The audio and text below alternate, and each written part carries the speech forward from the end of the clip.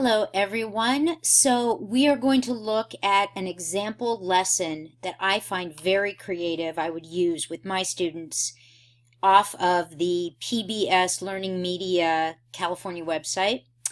And again, I'm using Screencast-O-Matic right now to give you an idea of the differentiation here. So let's browse the standards, and I'll do this one quicker than the Jing video. So what standards? I'm going with Common Core.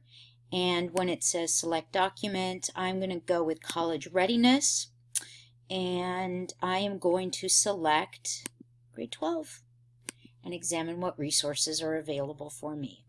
And let's see what is here that is interesting and creative. But again, we work in a standard-based environment, so I'm going to work with this guy here, number and quantity, with that standard. The Khan Academy, of course. Now, in general, I find that what is offered from the Khan Academy is very informational, but I don't tend to find a lot of interactivity in it.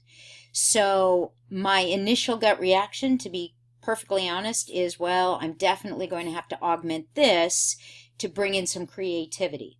So let's take a look at vector word problems, shall we? Okay, so I would go through this, and I've already done it, blah, blah, blah. I'm giving you my experience. Here's how I would use it. I think the creativity aspect comes in X, Y, and Z.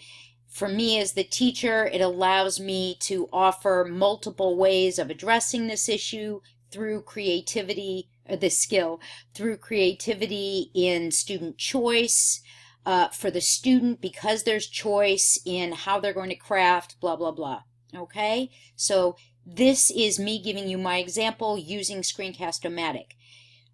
Unlike Jing, which saves as SWF files, I am going to save this as a .mp4, which means I can save it on my own computer.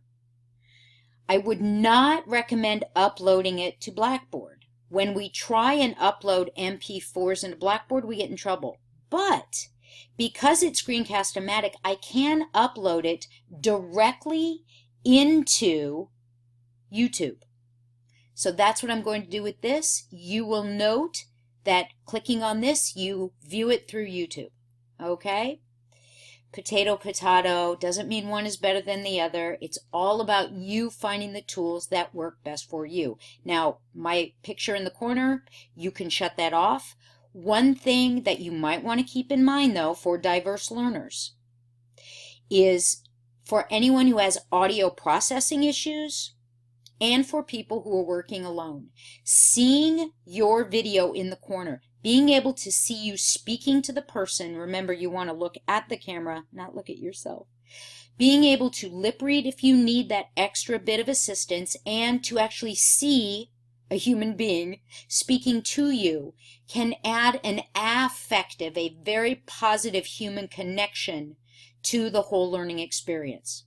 So, things to think about. Okay.